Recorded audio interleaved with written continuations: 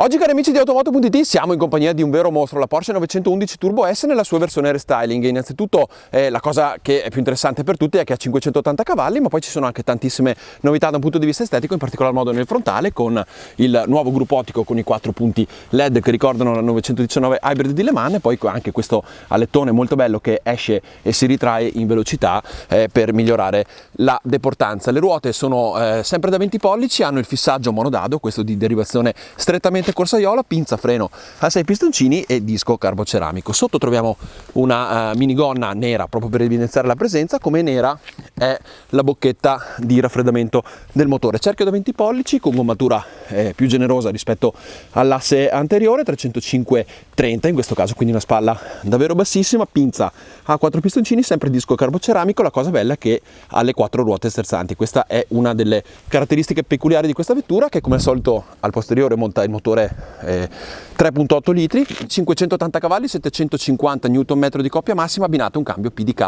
a 7 rapporti. Dietro anche qui si notano alcune novità, tra cui i nuovi gruppi ottici che hanno una forma leggermente diversa nella parte interna. Andiamo a vedere come è fatta dentro, andiamo a salire a bordo. Mi piace moltissimo il tapettino perché è fatto in Kevlar, e poi anche la soluzione interna è come al solito ripresa dal mondo 911, quindi con la strumentazione con i quadranti circolari, in questo caso 5, con uno completamente digitale, il ponte centrale di derivazione Carrera GT. Gli interni sono molto belli, ma soprattutto anche sono molto comodi per chi sta davanti e meno comodi per chi sta dietro, ma comunque c'è la possibilità di portare 2 ragazzi o 2 ragazze.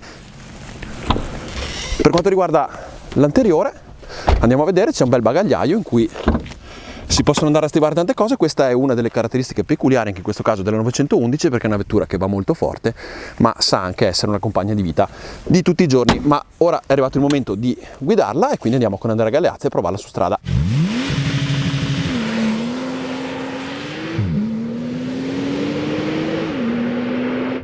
Eccoci con Master Pilot, questa è la tua macchina, confessa, sì, di la verità, quando ti è piaciuta? Di più è la GT3, però mi è piaciuta tantissimo anche la Turbo, sempre, a me le 911 piacciono da matti. Ma vabbè, ma sfondi una porta aperta, snocciolaci 4 dati. Allora, è lunga 4,50 m, pesa 1600 kg, ma soprattutto ha 580 cavalli e 700 Nm di coppia massima, che quando premi il tastino magico diventano 750, o anche quando rileva che stai per fare qualcosa di veramente sportivo e bisogno in coppia, lei parte da 750 Nm, tanta roba. C'è una coppia da camion, è incredibile. Ma poi bellissimo, a parte bellissimo il volante, sì, ma bellissimo il manettino qua che ci permette di mettere in Sport Plus oppure in Individual, e ci gestiamo noi come vogliamo settare. È cambiato nel momento in cui tu cambi proprio il passaggio da passaggio a passaggio. Zitti un secondo? Sì, vai.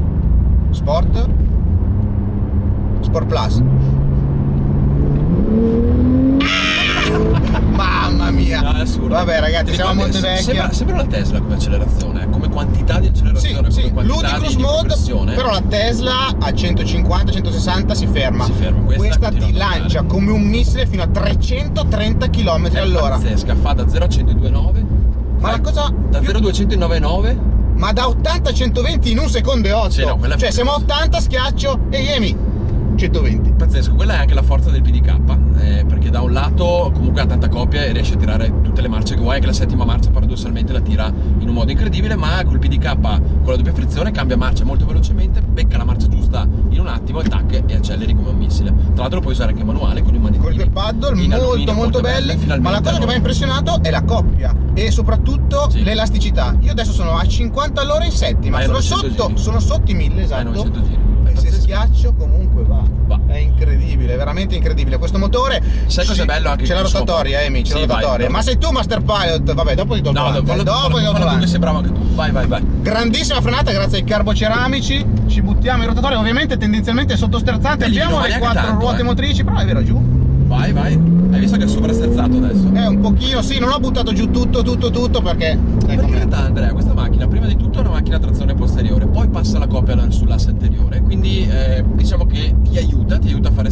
Prima ti fa partire dietro, ti fa divertire, comunque si comporta esattamente come deve comportarsi una Porsche, e poi però quando nel momento in cui hai troppo sovrasterzo passa davanti l'anteriore ti aiuta e ti tira fuori in pace. Tra l'altro bellissimo perché nel display LCD lì a destra abbiamo un sacco di informazioni, abbiamo anche la ripartizione della coppia, oltre a una visualizzazione della forza G, quindi sappiamo da andare via di zucca, sì, da è via di vero, zucca. è vero. Una cosa lì, secondo me è anche pericolosa perché io sono sempre lì con la guardia. C'è il cronometro, forza G, la coppia, veramente fantastica, tantissime informazioni. Non abbiamo il fonometro, ma meno male, ma guarda, perché deve far rumore sta macchina. Meno male, però devo dirti che questa macchina è molto civile. La Turbo S, Sì. a differenza ad esempio della GT3, che ha prestazioni comunque diciamo abbastanza paragonabili perché è un po' più leggerina, eccetera eccetera, però di fatto questa macchina è una vettura che nasce per essere guidata tutti i giorni, però è capace anche ovviamente di andare come un cannone. Andare tutti i giorni significa anche essere molto silenziosa, ma quando metti sport diventa anche molto rumorosa. Ma poi consumare poco, perché io sono riuscito a fare l'uso di tutti i giorni i 10 km con un litro, per una macchina così, anche meno se stai in autostrada a 130. E soprattutto ho notato due cose che in città sono utili. La prima, veleggia, perché in normal quando molli l'acceleratore stacca la frizione e vai, il motore a minimo, e al semaforo start and stop. Esattamente, ma anche in autostrada quando vai a 130 all'ora e non hai bisogno di, magari rilasci un po' il gas, lei al posto di spegnere il motore ovviamente non lo può fare perché non è ibrida, ma però ti mette la settima marcia in folle sostanzialmente, passa dalla settima alla folle e viaggi mantenendo la tua inerzia, quindi ovviamente risparmi del carburante. Sedili top, riscaldati, raffrescati, anche se il raffrescamento è optional e poi magari parleremo del prezzo, ma li ho trovati comodissimi. Si può regolare oltre al supporto lombare, forse un pochino invasivo, un pochino in fuori, però ma sì, anche la lunghezza del sedile elettricamente top. Io devo dire, fammelo fare a me. Esatto, tu sei Master Pilot, qua siamo alla nostra accelerazione frenata, assolutamente, macchina è tua, vai!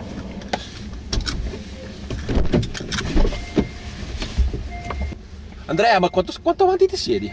Aspetta che tiro. Vabbè, ma dai, ma scusami, tu sei Master Pilot, tu mi insegni che più sei attaccato al volante, meno hai affaticamento alle braccia e più riesci a essere preciso nella guida. Quello non c'è dubbio. Sei molto più reattivo, ovviamente devi sempre tenere le braccia a 90 gradi se riesci. Il Bordon direbbe business class, guarda quanto spazio per le gambe. Sì, è pazzesco. Comunque poi guarda, la pelle è stupenda, gli inserti in carbonio sembrano finti, ma in realtà secondo me è carbonio vero. L'immancabile porta adorato dai clienti americani. I clienti americani non comprano la macchina se non c'è quella roba. È vero, lo fanno per loro. Un po' pochi vanno i portaoggetti qua, c'è qua il portaoggetti per mettere il cellulare che tra l'altro amplifica l'antenna, il segnale antenna. Posso dirti, è un difetto altri che hanno tutte le Porsche. Questo tunnel centrale che è stato inventato, è stato introdotto con la Carrera GT, quindi diciamo anche nobili origini, però non ti permette di mettere la roba dentro, e questa è una cosa che è veramente è vero, rompe un limite in tutte le Porsche, anche perché ormai i cellulari ce ne abbiamo tutti, non sappiamo dove ficcarlo. Anche la Panamera nuova è così. Ma porca, allora non la compro. No. Allora, sport response direi, quindi abbiamo 20 secondi di super accelerazione, scusate, mi ero dimenticato di mettere la marcia. Andiamo, launch control. Mamma mia, come va via di culo!